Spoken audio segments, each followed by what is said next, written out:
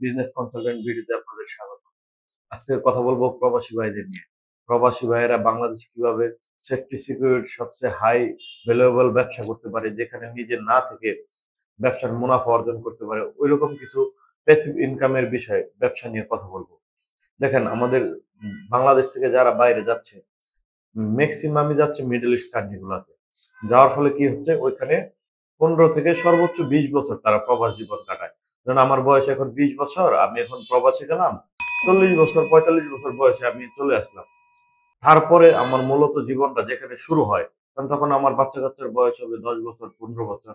তখন আমার মেইন জীবনের স্ট্রাগলটা শুরু হয়। তখন আমি প্রবাস থেকে বাংলাদেশে চলে আসি, বা অনেক ইচ্ছা থাকলেও আসতে পারি না। কারণ আমি আমার লাইফটাকে ওইভাবে গুছাতে পারি নাই।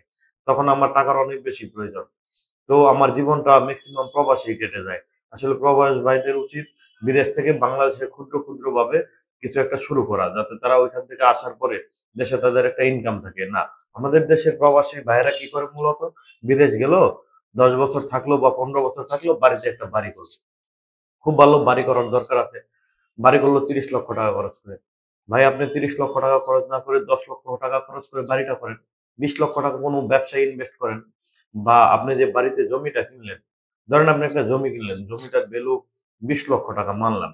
ওই ২০ লক্ষ টাকার জমিটা আপনাকে বছরে ১০,০০০ টাকা বা ২০,০০০ টাকা দিচ্ছে। ওটা দিয়ে তো আপনার হচ্ছে না।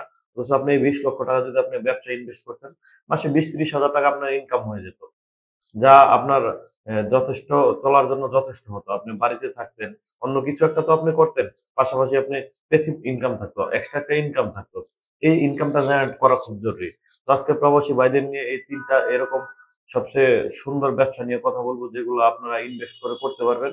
রিস্ক নাই বললেই চলে। আর মূলত যে ব্যবসায় রিস্ক যত কম, তার প্রফিট হার তত কম হবে। এটা আপনাদের জানতে হবে। তো ১ম যে বিষয়টা বলবো, তা হচ্ছে 4 স্টার বা 5 স্টার মানের যে হোটেলগুলো বাংলাদেশে হচ্ছে বর্তমান সময়ে, এই হোটেলগুলোতে ইনভেস্ট। যেমন রয়্যাল টিউলিপ, যখন এই হোটেল শুরু হয়েছিল ১ম পর্যায়ে তার শেয়ার ছিল ৳৫০,০০০। বর্তমানে পার শেয়ারের ভ্যালু ৳৩০ লক্ষ টাকার উপরে।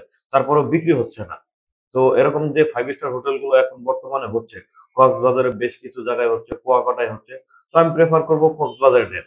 আর আপনারা যখনই শেয়ার নিতে যাবেন বা ইনভেস্টটা করতে যাবেন, আপনারা খুব জেনে বুঝে দেখে নিজের, মানে আপনারা যখন ধরেন দেশে আসলেন ২ মাসের জন্য ৩ মাসের জন্য আসলেন, আপনি কোনো একটা কোম্পানির সাথে কথা বললেন, তাদের সাইডে গেলেন, তাদের প্রজেক্টে গেলেন, আপনার দেখে ভাল লাগলে তারপরে আপনি ইনভেস্ট করেন। তো এই হলো ১ম ধাপ। ২য় যা রয়েছে, তা হলো আপনারা কোনো একটা মার্কেটে দোকান কিনতে পারেন। যেমন ঢাকাতে যদি বলি, ঢাকাতে বসুন্ধরা আছে, যমুনা আছে। তো বেশ কিছু মার্কেট রয়েছে। তো আপনারা মার্কেটের পজিশন বুঝে, যে মার্কেটটা কেমন চললে, আপনারা একটু গবেষণা করে যদি মার্কেটে একটা দোকান কিনেন, এখান থেকে ভালো প্রফিট করা সম্ভব। কারণ ঢাকাতে যে শপিং মল গুলা রয়েছে, এগুলোতে খুব ভালো পরিমাণে সেল হয় এবং ব্যবসা অনেক বেশি হয়। তো আপনারা যদি মার্কেটে একটা দোকান কিনতে পারেন, ধরেন ৫০ লক্ষ টাকা খরচ করে একটা দোকান কিনলেন, তো ওই দোকানের আপনি সিকিউরিটি মানি পেয়ে যাবেন আবার ১০ লক্ষ টাকা বা ১৫ লক্ষ টাকা। ওই দোকানটা আপনি ভাড়া দিতে পারলেন ৫০,০০০ টাকা। তো সব মিলায় এটা একটা ফিক্সড ইনকাম দাঁড়ায় আরকি। তো তারপর ৩ নম্বর যে বিষয়টা রয়েছে আপনাদের শেয়ার বাজার। তো শেয়ার বাজারের নাম শুনলে অনেকে ভয় পায়। বিষয়টা এরকম না। শেয়ার বাজারে প্রত্যেকদিন ট্রান্সেকশন হয় ২,০০০ কোটি টাকার উপরে। তো তারা কি ট্রান্সেকশন করতেছে না? তারা কি ইনভেস্ট করে নাই? শেয়ার বাজারে অনেক বড় একটা মার্কেট। যেখানে আপনি যারা গিয়েছে তারা বুঝতে পারবে। এখন দেখেন, আপনি যদি দ্রুত মুনাফা অর্জন করতে চান, সেক্ষেত্রে আপনার জন্য শেয়ার বাজার না।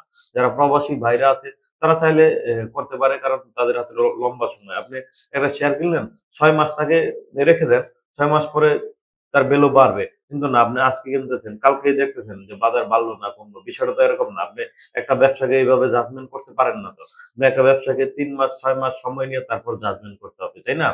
দেখেন, আপনি যতগুলো শেয়ার এনালাইসিস করবেন, প্রত্যেক বছর শেয়ারগুলা ডিভিডেন্ড ফান্ড দেয়, তারপর বিভিন্ন রকম মুনাফার টাকা দেয়। তো এগুলা আপনি পেয়ে যাবেন যদি আপনি লং টাইম ক্যারি করেন আরকি। আর আপনি যদি শর্ট টাইম ক্যারি করেন, সেক্ষেত্রে আপনার আসলে শেয়ার বাজারের ব্যবসা আপনার জন্য না। বিশেষ করে প্রবাসী ভাইয়েরা চাইলে যেতে পারে। কারণ আপনারা বাংলাদেশে বেশ কিছু এনালাইসিস কোম্পানি আছে আরকি, যারা শেয়ার বাজার নিয়ে এনালাইসিস করে। তো আপনি ঐরকম কোম্পানির মাধ্যমে যদি যান, আপনার রিস্ক 5%।